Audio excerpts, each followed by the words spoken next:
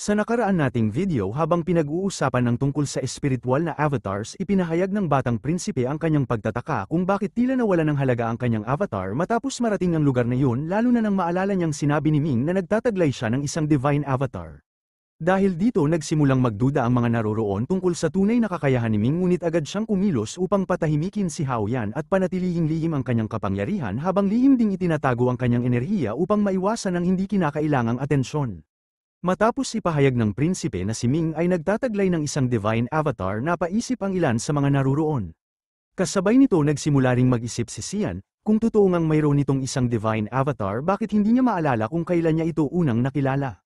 Samantala muling tinakpan ni Ming ang bibig ni Hao Yan upang pigilan itong magsalita pa at maiwasan ang lalo pang pagkalat ng impormasyon tungkol sa kanya. Sa mga sandaling yun lumapit si Hibay at ipinahayag ang kanyang kasiyahan sa natuklasang katotohanan. Ayon sa kanya, isang napakagandang bagay na nagtataglay si Ming ng isang divine body. Ngunit batid din niyang marahil ay hindi lamang upang makipagkita sa kanya ang dahilan ng pagdating nito. Dahil dito direkta niyang tinanong si Ming kung may kailangan itong tulong mula sa kanya. Kung mayroon ay dapat nitong ipahayag agad upang matulungan niya ito. Sa halip na sagutin agad si Hibay, itinuro ni Ming si Hao Yan at ipinaliwanag ang kalagayan nito. Ipinahayag niyang ang batang ito ay si Hao Yan, ang crown prince ng estado ng Yan. Isiniwalat niya rin na patay na ang ama nito matapos siyang pagtaksilan ng nakatatandang kapatid na nagbigay daan sa kanyang kamatayan. Dahil dito wala nang matuluyang lugar ang bata kaya't iniligtas niya ito. Dagdag pa rito, sinabi niyang ipinahayag mismo ni Hao Yan na ang kanyang tiyahin, ang asawa ng Marquis, ang tanging taong maaari nitong lapitan. Gayunpaman hindi maaaring dumiretso si Ming upang makipagkita sa Marquis, kaya dumulog siya kay Fang Yibay upang humingi ng tulong. Direkta niyang tinanong ito kung maaari siyang tulungan sa paghahatid kay Hao Yan sa kanyang tiyahin. Pagkarinig nito nagbigay ng mungkahi si Zhongnan, ipinahayag niyang may paraan upang makalapit si Ming sa Marquis. Ngunit upang maisakatuparan nito kinakailangan niyang sumali sa proseso ng pagpili ng mga guard. Kung mapipili siya, magiging mas madali ang kanyang pagpasok sa loob at ang pagkakaroon ng pagkakataong makapunta sa silid ng asawa ng Marquis. Gayunman ipinaliwanag ni Zhongnan na ang proseso ng pagpili ng mga bantay sa lugar na ito ay labis na mahigpit. Habang sa ibang sect ay hindi gaanong pinahahalagahan ang ganitong klase ng pagsusuri, ngunit dito ay isinasagawa ang isang napakahigpit na pagsubok upang matiyak ang kakayahan ng mga kandidato. Gayunpaman batid niyang may malaking posibilidad na makapasa si Ming, lalo pat taglay nito ang pambihirang kakayahan. Samantala sumabat si Xian at naglahad ng isa pang benepisyo na maaaring makuha ni Ming. Ipinaliwanag nitong kung mapipili siya bilang isa sa mga bantay, magkakaroon siya ng malaking pagkakataon na mapasali sa Donkey Academy. At kung magtatagumpay siya roon, magiging mas madali ang kanyang pagpasok sa Dragon Academy, isang prestihiyosong paaralan kung saan nagtitipon ang mga pinakamahuhusay na mandirigma upang makipagpaligsahan para sa Dragon List rankings. Dagdag pa rito, direkta pang sinabi ni Xian na siya mismo ay isang mag-aaral ng Donkey Academy. Kung sakali mang pumasok din si Ming roon, madaragdagan ang kanyang mga kakilala at magkakaroon siya ng isa pang kasama sa kanyang pag-aaral. Dahil sa mga narinig, nagsimulang magduda si Ming, hindi niya alam ang mga patakaran sa lugar na ito, lalo na't nagmula siya sa estado ng Yan. Direktang tinanong niya kung maaari ba siyang sumali sa pagpili ng mga bantay at kung sakali mang mapili siya, magkakaroon pa rin ba siya ng kalayaan, o magiging alipin na lamang siya ng tungkulin habang buhay. Habang iniisip niya ito, naunawaan niyang kung makakatulong siya kay Hao Yan sa pamamagitan ng pagsali sa pagpili ng mga bantay, maaaring hindi na niya kailangang umasa pa sa tulong ni Fang Yibay. Sa sandaling yon sumagot si Yibay at tiniyak kay Ming na wala itong dapat ipag-alala. Kahit anong estado pa siya nagmula, maaaring sumali si Ming sa pagpili ng mga bantay. Walang mahigpit na alituntunin pagdating sa pagpili, kaya't hindi isinasaalang-alang ang pinagmulan o pagkakakilanlan ng isang kalahok. Ang tanging batayan lamang ay ang kanyang kakayahan. Tungkol naman sa kalayaan, tiniyak na hindi mawawala ng kalayaan ang sinumang mapili bilang bantay. Bagamat tinatawag silang mga bantay, wala silang aktwal na tungkulin na kailangang gampanan. Sa halip, maaaring sabihin na sila ay mga tagasunod lamang ng Marquis at ang lahat ng mapipili ay magiging bahagi ng kanyang piling pangkat. Dahil dito iminungkahi na dapat subukan ni Ming ang pagsali sa pagpili ng mga bantay. Gayunpaman agad na sumingit si Hu Jin at sinabing walang katuturan ang mga sinasabi. Kung totoong walang balak na sumali si Ming, bakit pa siya magtatanong ng ganoon karami? Dagdag pa niya, isa itong magandang pagkakataon upang malaman kung totoong nagtataglay si Ming ng isang divine body o hindi. Hindi nila maaaring paniwalaan agad ang isang taong basta na lamang magsasabi na mayroon siyang ganitong kakayahan, kailangan muna niya itong patunayan. Samantala nagbigay rin ng obserbasyon si Beng Ying kay Ming, hindi naman mayayabang ang mga batang Panginoon ng Silver Family. Palagi silang kalmado at mahinahon sa kanilang pananalita, gayunpaman batid niyang sinasadya ng binatang ito na galitin si Ming upang pilitin siyang lumahok sa pagpili ng mga bantay. Dahil dito saglit na nag-isip si Ming bago sumagot. Bagamat wala siyang tutol sa pagsubok na yun, hindi niya maitanggi ang galit na nararamdaman niya dahil sa kanilang pag-uusap. Kaya't sa halip na makipagtalo pa, ipinahayag niyang hindi na siya dapat manatili pa roon. Tumayo siya at sinabing dapat nilang tapusin ang kanilang pagkain habang siya naman ay aalis na. Tinangka siyang pigilan ni Ibay, ngunit bago pa siya makalapit agad na naglaho si Ming gamit ang kanyang illusionary step. Dahil dito labis na nagalit si Ibay at agad na sinumbatan si Hu Jin. Ayon sa kanya, hindi tama ang ginawa nito, hindi maayos ang naging pakikitungo niya kay Ming, kaya't ito ang naging dahilan ng biglaang pag-alis nito. Gayunpaman hindi nagpakita ng pagsisisi si Hu Jin, sa halip sinabi niyang wala namang dahilan para magalit si Ibay. Totoong iniligtas siya ni Ming sa Magical River area, ngunit hindi yun sapat na dahilan upang mas mahalaga ito kaysa sa kanilang pagkakaibigan. Pagdating naman sa usapin ng Divine Avatar, hindi siya naniniwala rito. Para sa kanya imposibleng magtaglay si Ming ng isang Divine Body, sa buong estado ng Donkey tanging ang mga kasapi lamang ng Silver Family ang maaaring magkaroon ng ganitong pambihirang kakayahan. Dahil dito nagpasya sila na hintayin ang pagpili ng mga bantay, kapag nagsimula na ang pagsubok makikita nila mismo kung nagsasabi ng totoo si Ming o kung isa lamang siyang sinungaling. Sa puntong ito may naisip na paraan si Ibay upang matahimik ang kanilang usapan. Iminungkahi niyang magpustahan sila, kung mapatunayan ni Ming na nagtataglay nga siya ng isang Divine Body kailangang humingi ng tawad si Hu Jin sa harap ng lahat. Hindi lamang yun kundi kailangang ibigay rin ito kay Ming ang 10,000 martial coins bilang kabayaran. Walang pag-aalinlangan namang tinanggap ni Hu Jin ang hamon. Sa susunod na tagpo ipinakita ang pagbabalik ni Ibay sa kanilang tahanan. Ngunit sa kanyang pagdating sinalubong siya ng galit ng kanyang ama. Sa matinding galit tinawag siyang isang hangal at pinagalitan dahil sa pagpusta niya kay Ming. Dagdag pa nito, kung sakaling matalo siya sa kanilang kasunduan kinakailangan niyang personal na humingi ng tawad kay Ming, bagay na hindi nito nagustuhan. Sinabi ng ama ni Ibay sa kanya na dapat niyang malaman na ang batang iyon ay bihasa sa pagkalkula katulad ng kanyang ama. May mga taong nasisiyahan sa paggamit ng ganitong uri ng panlilinlang. Samantala nagtanong si Ibay sa kanyang ama kung mayroon ba siyang nagawang mali. Ngunit sa halip na sagutin ito ng mahinahon, muli siyang pinagsabihan ng kanyang ama. Ayon dito, isa siyang malaking hangal at naloko lamang siya ni Hu Jin. Hindi pa rin ba niya nauunawaan ang sitwasyon? Talaga bang iniisip niya na hindi alam ni Hu Jin ang katotohanan? Alam nito na si Ming ay may Divine Body at mataas ang kanyang kakayahan, hindi ito isang bagay na hindi niya batid. Idinagdag pa ng kanyang ama na kung tutuusin si Hu Jin mismo ay isang batang Panginoon ng Silver Family. Hindi na dapat pag-usapan ng bagay na ito, ngunit kung sinadya nitong pukawin ang damdamin ni Ming, nangangahulugan ito na may dahilan ito sa likod ng kanyang mga kilos. Sa pagdinig nito napaisip si Ibay at nagtanong kung ang ibig bang sabihin ng kanyang ama ay nais ni Hu Jin na kunin ang posisyon ni Ming. Tumango ang kanyang ama at ipinaliwanag na base sa kanyang salaysay umabot si Ming sa ikalawang bahagi ng Magical River area at posibleng nakarating ito sa ikatlong bahagi. Bukod pa rito, inamin mismo ng batang yun na siya ay may Divine Body. Ibig sabihin maraming miyembro ng Silver Family ang maaaring maghangad na kunin siya sa kanilang panig. Dahil dito, nang malaman ni Hu Jin ang tungkol sa talento ni Ming, sinadya nitong galitin siya upang lumikha ng isang pagkakataon para sa kanyang pamilya. Sa wakas tuluyan nang naunawaan ni Ibay ang nais ipahiwatig ng kanyang ama. Ayon sa kanya, sinadya ng kanyang kaibigan na galitin si Ming at kumilos sa paraang magmumukhang mayayabang at arogante ang lahat ng batang Panginoon ng Silver Family. Dahil dito maaaring isipin ni Ming na pare-pareho lamang silang lahat, kaya't lalayo ito sa kanya at magkakaroon ng masamang impresyon sa kanilang pamilya. Dagdag pa niya, sa oras na matalo si Hu Jin sa kanilang kasunduan, maaari itong lumapit kay Ming upang humingi ng tawad sa harap ng lahat.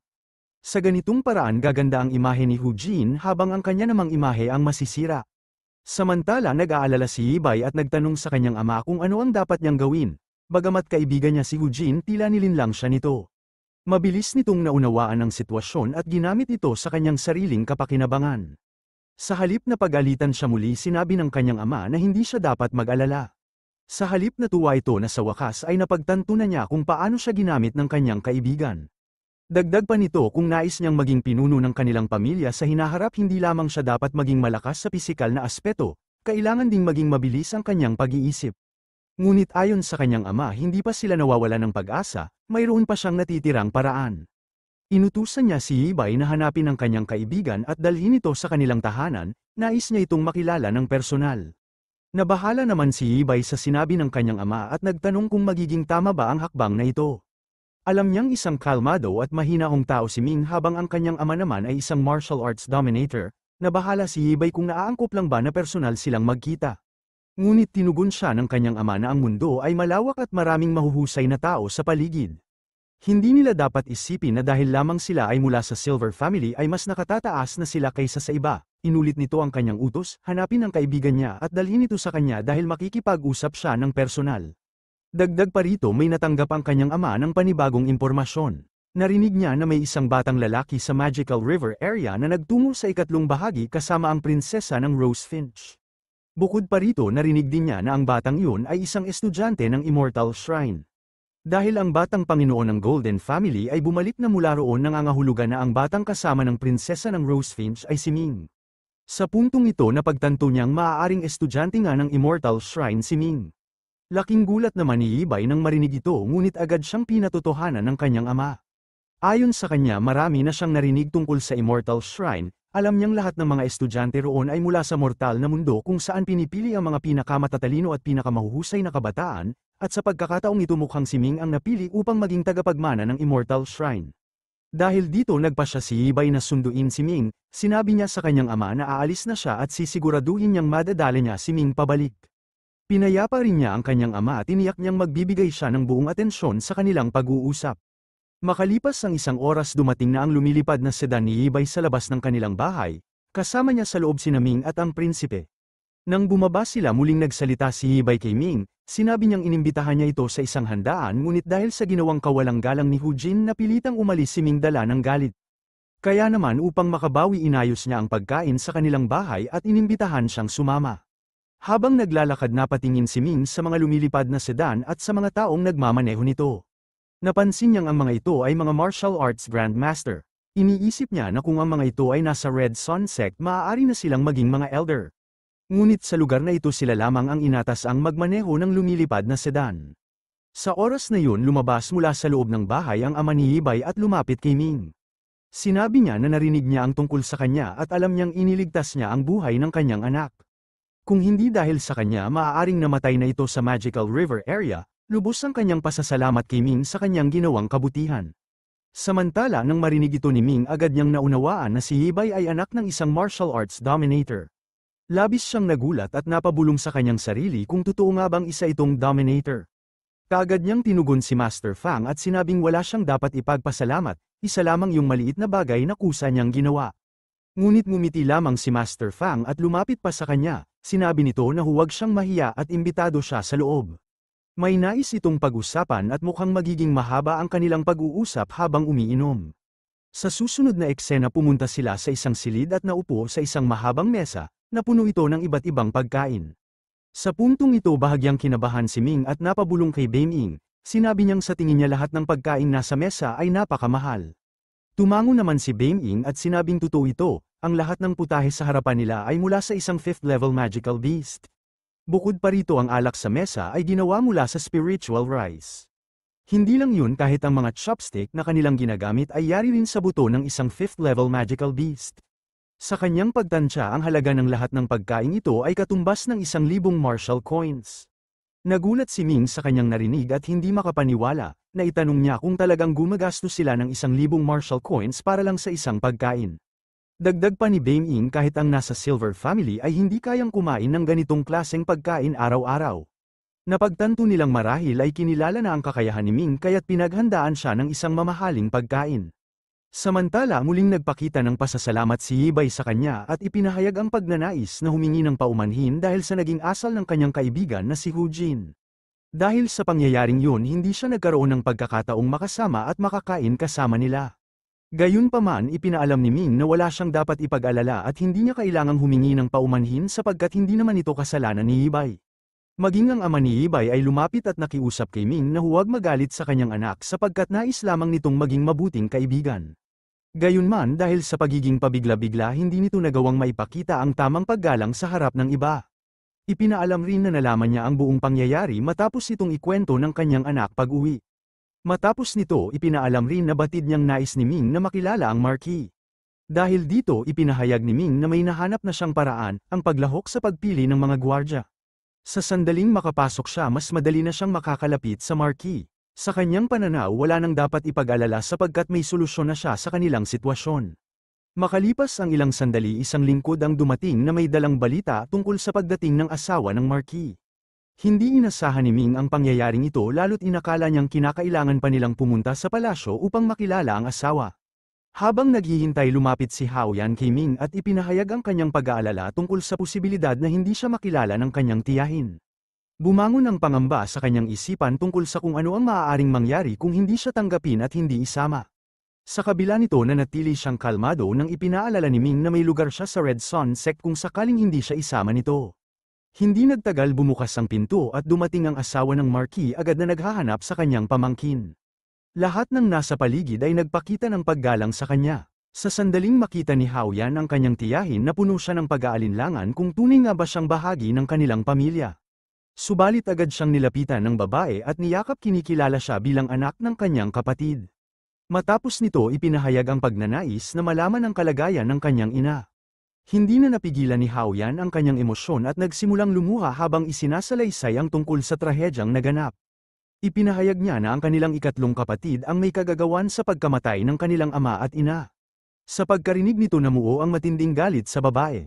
Hindi nito maisip kung paano nagawa ng kanyang sariling kapatid ang ganoong kalupitan. Habang iniisip ang mga pangyayari nanatili ang kanyang determinasyon na alamin ang buong katotohanan at gumawa ng nararapat na hakbang upang harapin ang sitwasyon. Labis ang galit ng asawa ng Marquis sa narinig at hindi niya mapaniwalaan kung paano nagkaroon ng lakas ng loob ang kanilang ikatlong kapatid. Isa lamang itong maliit na prinsipe mula sa Yan State ngunit nagawa nitong patayin ang kanyang kapatid. Sa matinding hinanakit tiniyak niyang hindi niya palalampasin ang pangyayaring ito at gagawin ang lahat upang makapaghiganti. Sa pagkakataong yun lumapit siya kay Master Fang at pinasalamatan ito sa agarang pagbibigay ng impormasyon tungkol sa kanyang pamangkin. Kung hindi siya naabisuhan sa tamang oras hindi niya maisip kung ano na ang nangyari sa kawawang bata. Gayunpaman agad na itinanggi ni Master Fang ang papuri at ipinaliwanag na hindi siya ang dapat pasalamatan. Sa halip si Ming ang siyang nagdala sa kanyang pamangkin sa ligtas na lugar. Sa gitna ng pagluha ipinaabot ni Hao Yan sa kanyang tiyahin ang kanyang pasasalamat. Ipinaliwanag niyang si Ming ang tumulong sa kanya sa lahat ng paraan. Kung hindi ito nagbigay ng tulong maaaring napatay na siya ng mga Royal Guards bago pa man siya makatakas sa kanilang teritoryo. Dahil dito lumapit ang asawa ng Marquis kay Ming at sinabing labis siyang nagpapasalamat sa pagliligtas ng kanyang pamangkin. Ipinangako niyang darating ang araw na susuklian niya ang kabutihang ipinakita sa kanila. Sa kabila ng mga pasasalamat ipinahayag ni Ming na hindi na kinakailangang iparating pa ang ganitong mga salita. Para sa kanya isang tungkulin ang pagtulong sa isang bata na nasa panganib. Sa pagkakataong yun hinawakan ng asawa ng Marquis ang kamay ni Hao Yan at sinabing mula ngayon sasama na ito sa kanyang tahanan at wala nang sinuman ang makakagambala sa kanya. Bago umalis ipinaabot ni Hao Yan kay Ming ang kanyang pangakong magkikita sila muli sa malapit na hinaharap. Gayunpaman sa kabila ng kasiguraduhan ng kaligtasan ni Hao Yan hindi maiwasan ni Ming ang lungkot sa kanyang paglisan. Subalit sa kabila nito ipinaalala niya sa kanyang sarili na natupad na niya ang kanyang tungkulin at may kapayapaan siyang nadarama dahil dito.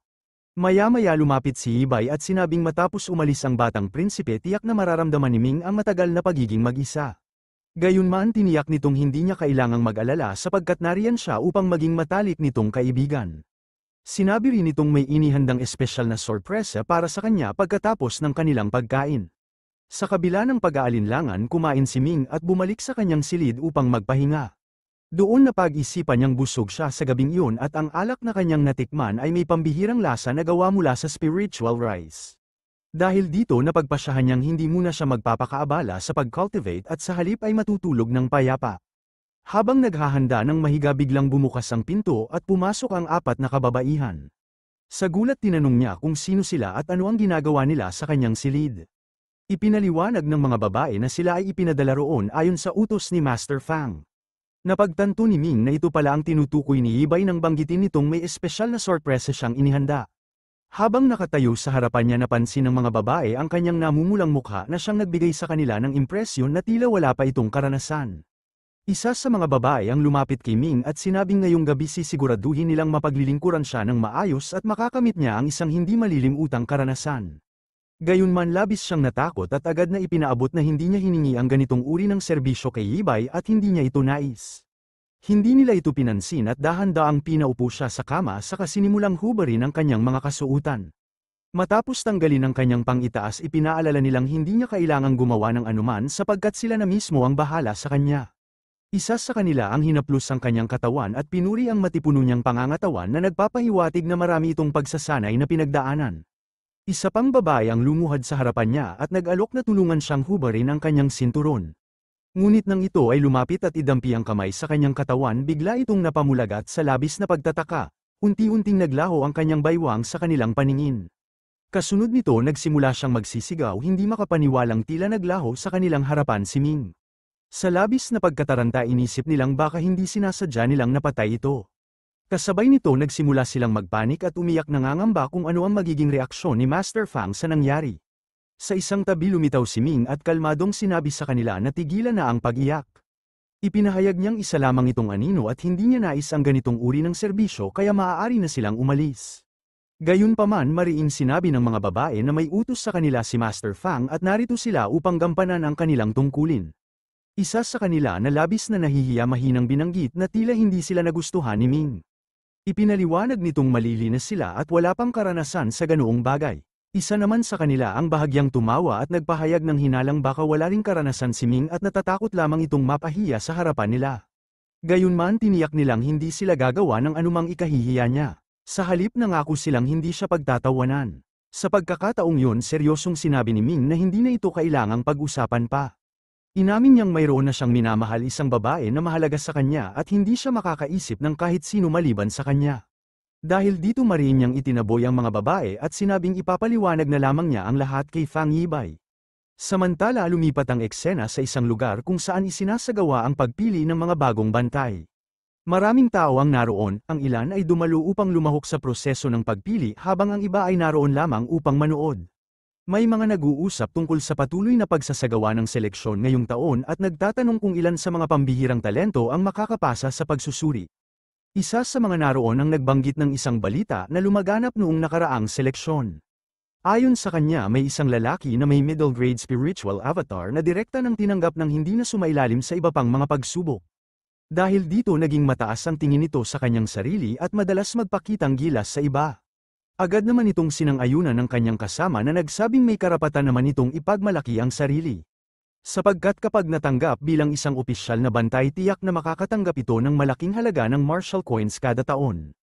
Kasabay ni Yibay dumating din si Ming sa lugar ng seleksyon. Agad na lumapit si Yibay sa kanya at sinabing ibinigay na nila si Haoyan sa asawa ng Marquis kagabi kaya hindi niya maintindihan kung bakit pa siya nakikilahok sa proseso ng seleksyon.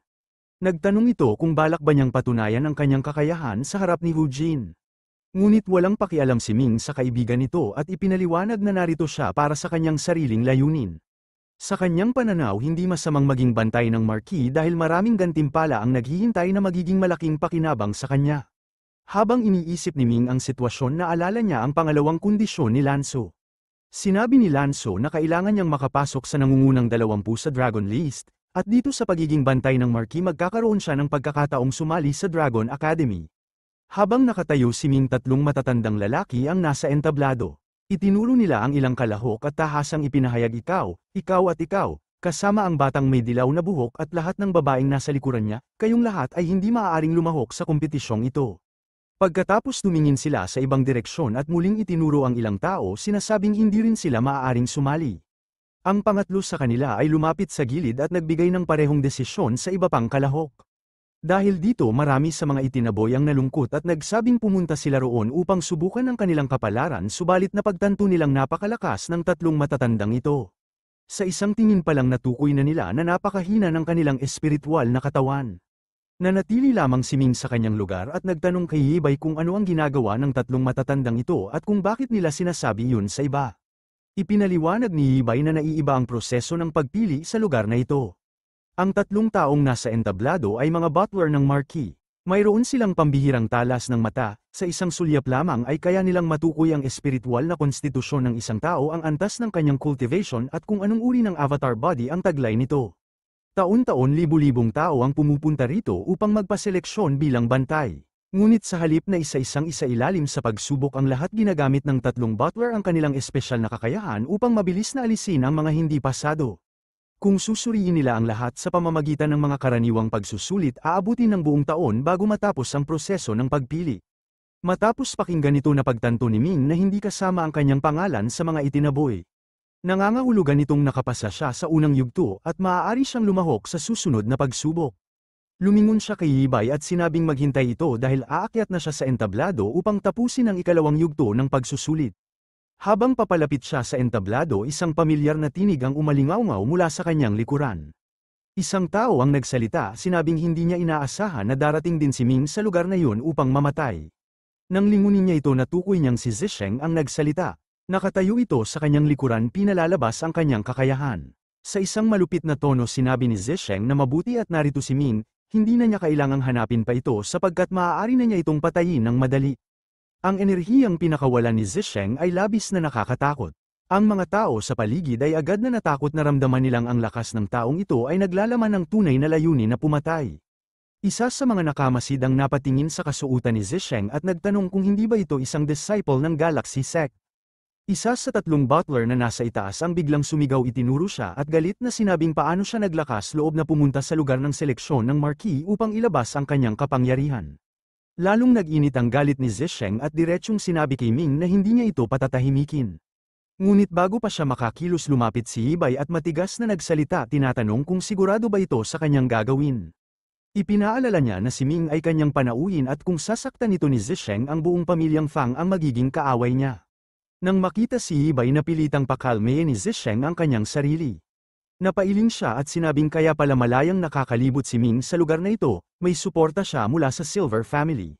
Ngunit hindi ito maaaring magtago sa likod ng pamilyang yun magpakailanman, kapag nagkaroon siya ng pagkakataon papatayin niya ito. Samantala, lumapit si Yibay kay Ming at ipinaalam na ang taong kaharap nila ay isang inner disciple ng Galaxy Sect. Gusto niyang malaman kung paano nito nakuha ang galit ng ganoong uri ng tao. Tinanong niya si Ming kung kilala ba niya ito at ano ang naging dahilan ng kanilang alitan. Sa mahinahong tinig sinabi ni Ming na ito ay isang usaping pampamilya lamang, isang maliit na alitan na walang gaanong halaga. Dagdag pa niya, wala siyang dapat ipag-alala dahil hindi ito malaking bagay para sa kanya. Masyado siyang malakas para rito at madali niyang matatalo si Zisheng.